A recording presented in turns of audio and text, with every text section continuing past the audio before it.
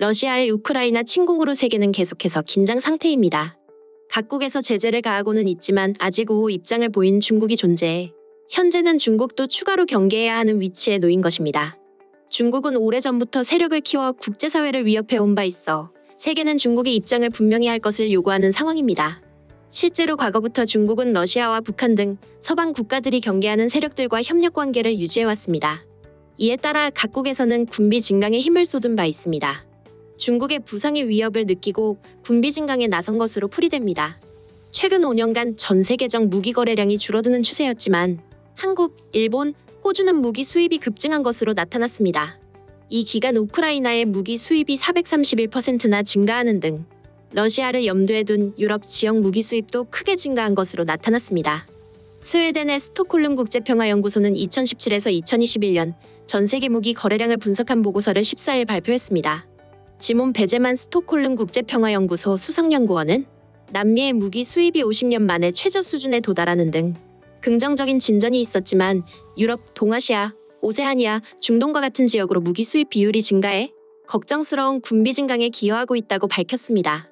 2012에서 2016년과 견주어 주요 무기의 국제 이전은 마이너스 4.6% 감소했으나 동아시아에서는 무기 수입이 20%, 오세아니아에서는 59% 증가했습니다.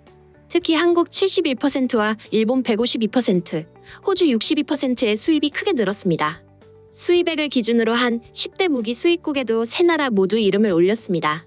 베제만 연구원은 중국과 아시아 및 오세아니아 국가들 간의 긴장이 이들 지역 무기 수입 증가를 이끌었다며 미국은 아시아와 오세아니아의 최대 무기 공급자이다. 중국을 겨냥해 아시아와 오세아니아 지역으로 무기를 이전하는 것이 미국의 주된 외교 정책이기 때문이라고 말했습니다. 한편 주요 무기 수출국은 미국, 러시아, 프랑스, 독일이며 미국의 2017년-2021년 무기 수출액은 14% 증가했습니다. 세계시장 점유율도 32%에서 39%로 높아졌습니다. 점유율 기준 러시아 19%와의 격차를 2배 이상으로 벌렸습니다. 러시아는 인도와 베트남 수출 감소 여파로 지난 5년간 수출이 26% 줄었습니다. 하지만 러시아는 인도, 베트남과 대규모 무기 공급 계약을 체결한 상태입니다.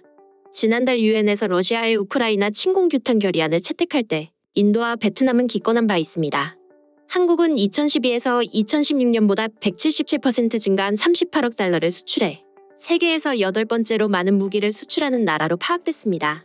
국제사회는 중국이 우크라이나 사태에 대해 중재자로 나서기를 희망하고 있지만 미중 간 불신이 걸림돌로 작용하고 있다고 전문가들은 분석했습니다.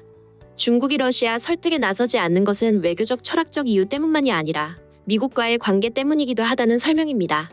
실제로 제이크 설리번 백악관 국가안보보좌관이 러시아가 제재를 회피하는 데 중국이 도움을 제공한다면서 대가를 치르게 될 것이라고 경고한 바 있습니다.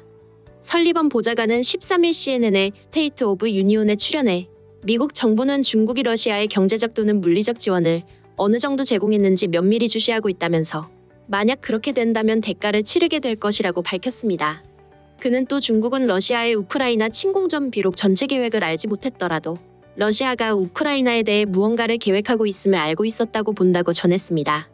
설리번 보좌관은 이어 우리는 러시아의 제재 회피를 도울 경우 분명히 대가가 있을 것임을 중국에 직접 비공개로 전달하고 있다고 전했습니다. 그는 또 우리는 세계의 그 어떤 나라가 경제 제재를 받은 러시아에게 생명선을 제공하는 것을 허용하지 않을 것이라고 강조했습니다. 설리번 보좌관의 이런 발언은 양제치 중국 외교 담당 정치국원과의 회담을 앞두고 나와 주목받았습니다. 홍콩 사우스 차이나 모닝포스트 SCMP는 14일 유럽연합 EU와 미국은 중국이 러시아의 우크라이나 침공을 저지하기 위해 어떠한 조치를 취하기를 고대하고 있다며 그러나 중국이 무엇을 할 것인지 계산할 때 중국이 여전히 미국의 지정학적 최우선 관심사인 상황에서 미국과의 관계에 대한 깊은 불신이 그 모든 협력 요청의 먹구름을 들이울 것이라는 분석이 나온다고 전했습니다. 신문은 소식통을 인용, 미국 정부 내에서 러시아의 제재를 부과할 때 중국의 협조를 일정 수준 확보해야 하는지에 대한 논쟁이 벌어졌다고 밝혔습니다. 그러나 러시아가 우크라이나를 침공한 이틀 후 미군 전함이 대만 해협을 통과한 데 이어 조 바이든 미 대통령이 전직 고위 관료들로 구성된 대표단을 대만에 파견하는 등 중국의 입장에서는 도발적인 행동이 벌어졌다고 지적했습니다. 상하이 국제문제연구소의 자오릉 연구원은 미국의 전반적 전략은 여전히 러시아 우크라이나 분쟁에 과도하게 투자하지 않는 것으로 그렇게 할 경우 인도 태평양 전략을 통해 중국을 억제하겠다는 최우선 관심사를 강구하는 결과를 낳을 수 있다고 말했습니다. 그는 중국이 미국의 러시아 대응에 동의하지도 않는다고 밝혔습니다. 그는 미국은 한편으로는 우리에게 중재를 요청하고 협력을 요청하지만 다른 한편으로는 계속해서 제재를 가하고 무기를 보내는 등 우크라이나에 대한 군사적 지원을 계속하고 있다며 이는 중국이 보고자 하는 것과 일치하지 않는다고 생각한다.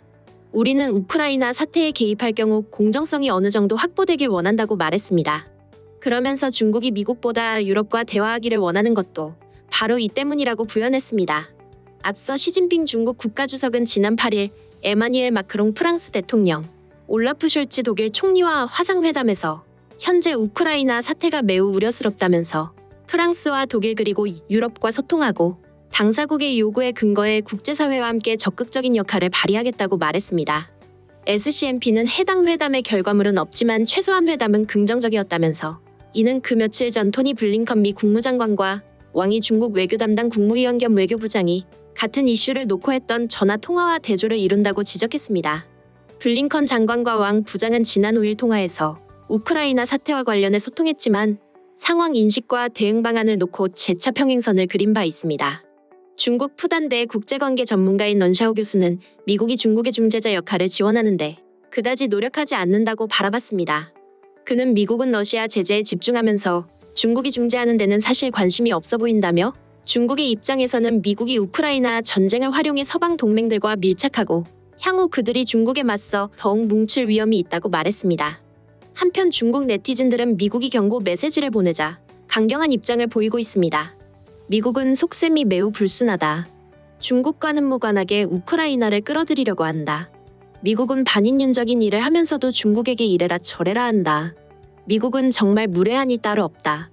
이 지경이 되는 동안 증거를 이미 다 보였는데도 미국은 모든 일을 없었던 것처럼 행동하며 100줄이 넘어가는 불의를 행하고 있다. 불의를 많이 행하면 반드시 하늘이 악을 심판할 것이다. 불의를 행하면 반드시 심판받는다. 나쁜 일을 하면 반드시 화를 입는다. 미국의 지금 코로나19 사망자 수가 100만 명에 육박한다. 이것을 또 다른 재앙이라고 해야겠지. 이것은 미국 나치의 코로나19 대학살의 일부분에 불과하다. 러시아가 중국의 군사 원조를 필요로 한다고만 생각하게 하는 바이러스라도 감염된 건가? 중국 측은 평화적 해결을 원하는 것이지. 전쟁을 확대시킬 수 있는 무기를 제공하는 것이 아니라고 확실히 말해야 한다. 지금까지 월드리뷰에서 관련 소식을 전해드렸습니다. 오늘 소식이 도움이 되셨다면 구독과 좋아요 부탁드리겠습니다. 시청해주셔서 감사합니다.